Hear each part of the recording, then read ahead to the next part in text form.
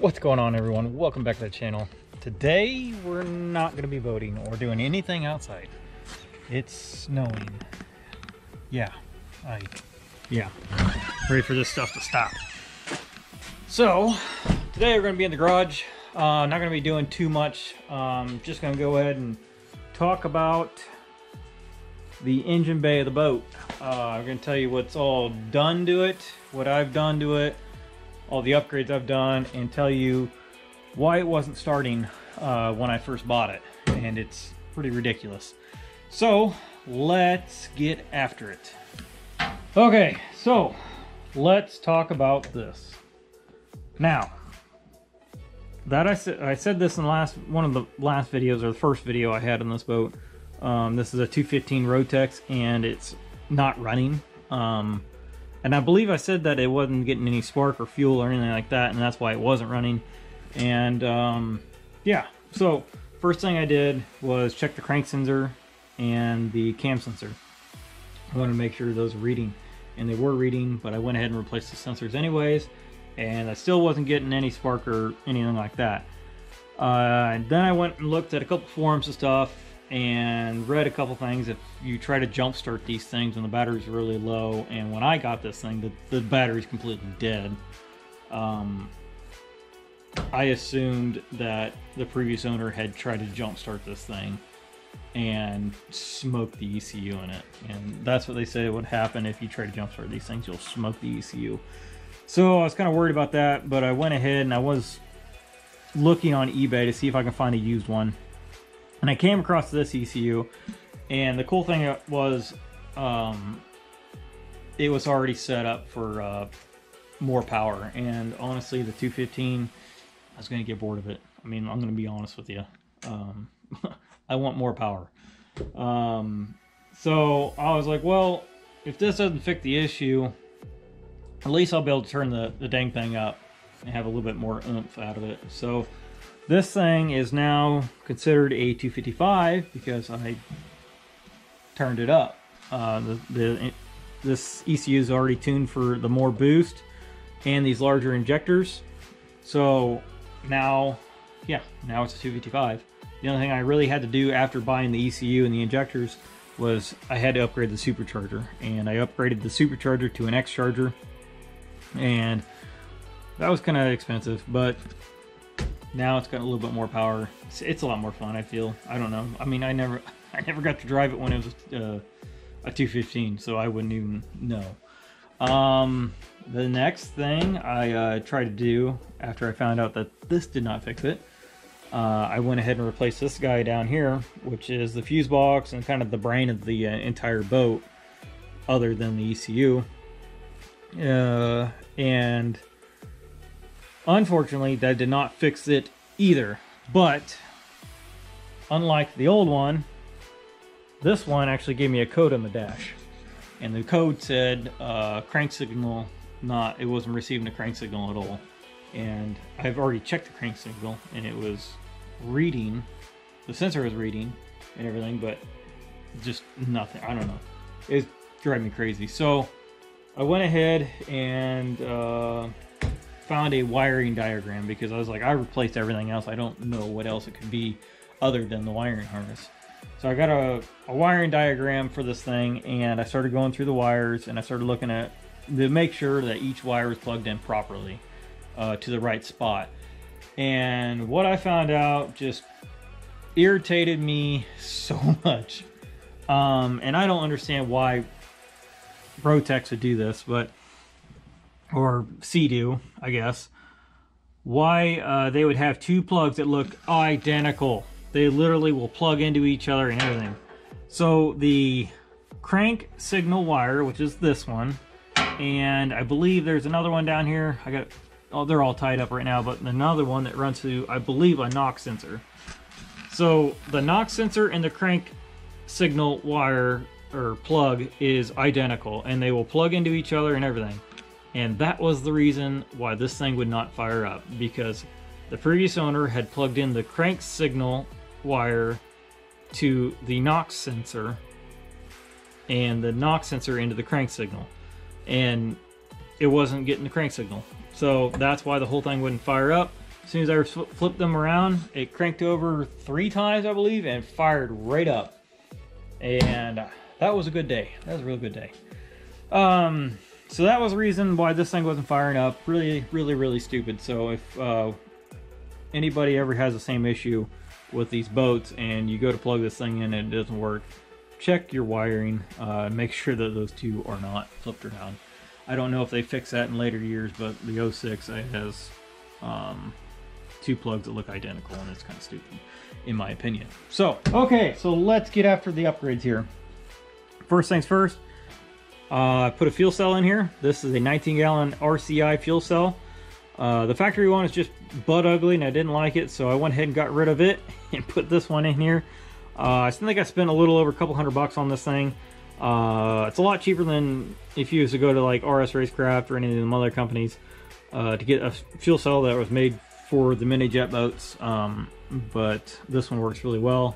The only thing I did have to do is I welded a trim ring on there, basically, or a mounting ring, so I could run the factory fuel pump, hat and everything, which made everything easier for me. Instead of using all this and rewiring a bunch of stuff, this is all I had to do was weld this flange on, and then bolt it down, and then plug it in, and it works great. Still communicates with the dash like it's supposed to and everything. So that's why I went that direction instead of using these ports. Just plugged them off, and yeah. So, and honestly, down the road, if I ever wanted to have more fuel storage, I can get rid of that tote that's over there, and I can run another 10 gallons or something and run a pump off that. It'll feed into this one, which would be pretty nice, and I could have yeah, what, 39 gallons of fuel, which I don't ever think I'll ever need. So but it's an idea, you never know.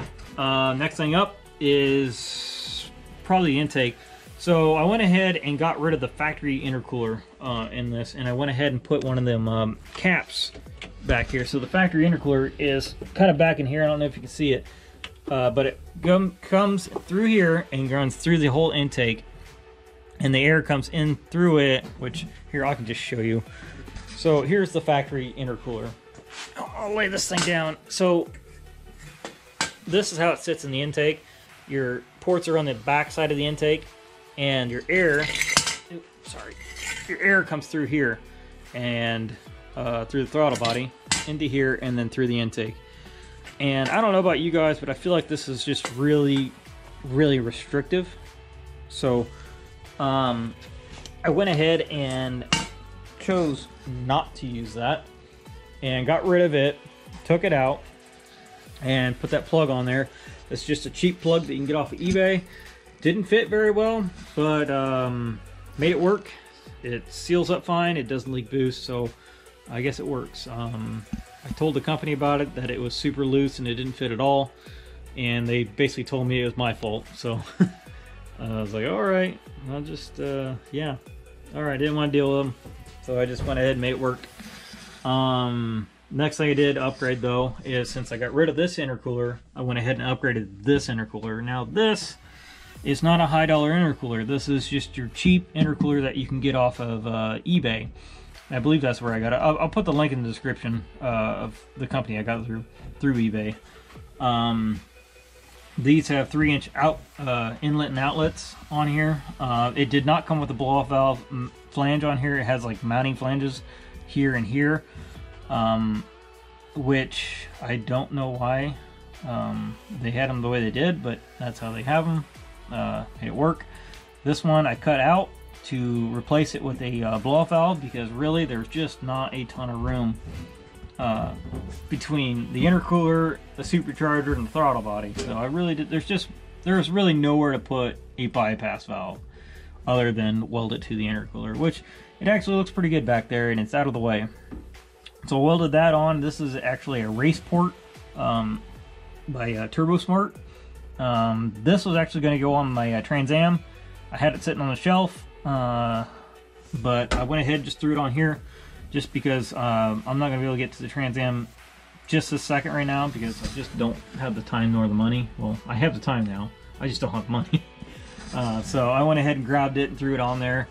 The reason I put that on there, and it's not just because of the cool sounds it makes, I put it on there to save the supercharger life a little bit. So if you didn't know why a bypass valve is put on these things, and I don't know why Rotex has not put bypass valves on these at all, but they're on there for a reason.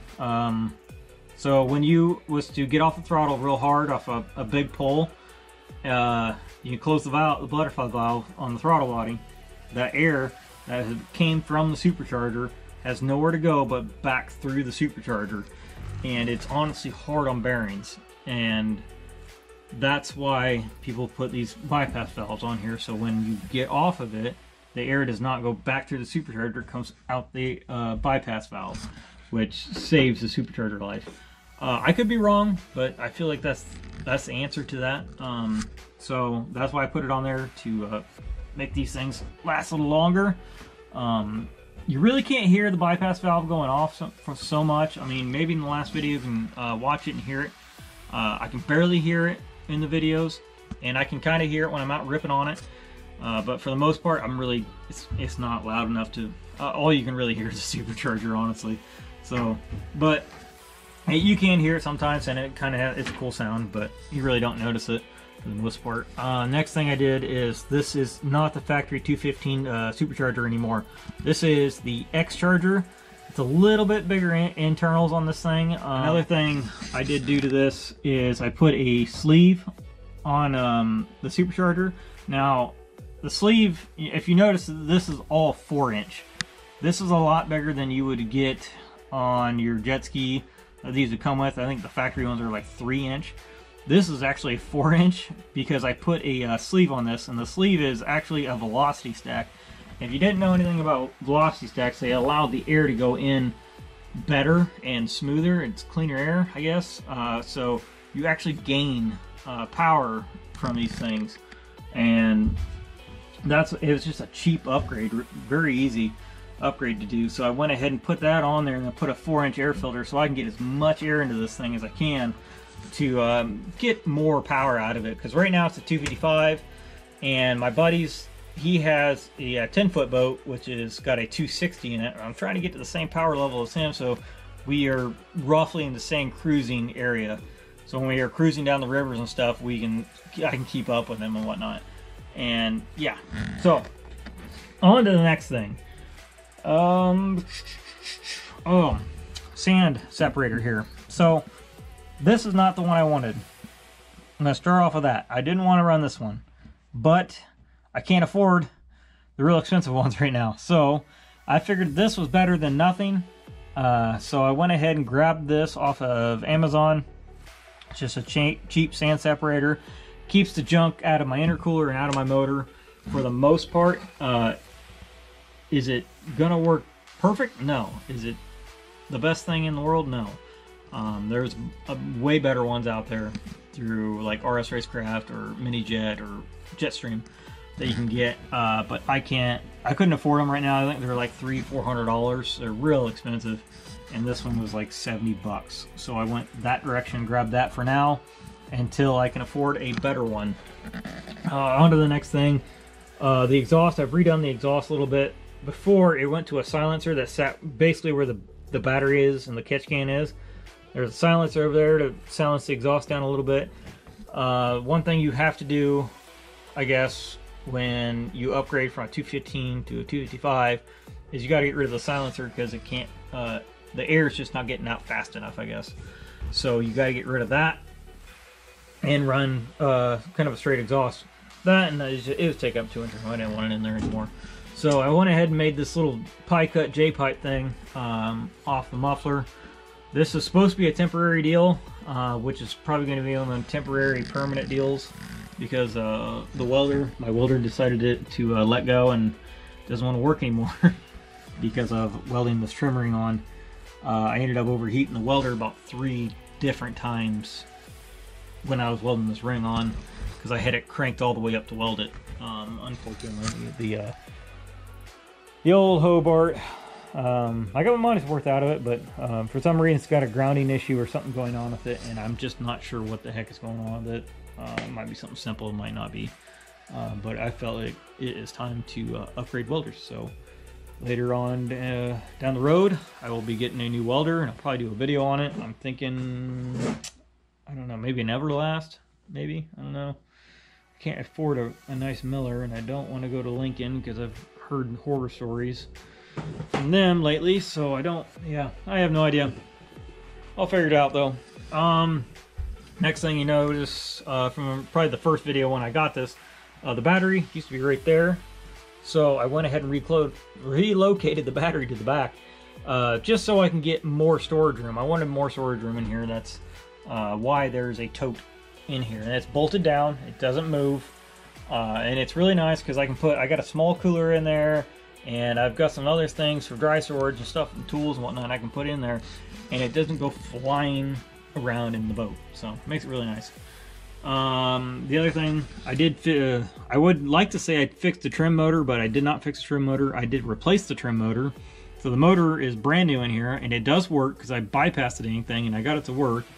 I accidentally broke the worm gear in there, but I did get it to work. So it's got a new worm gear in there now, new motor in it, and it doesn't work.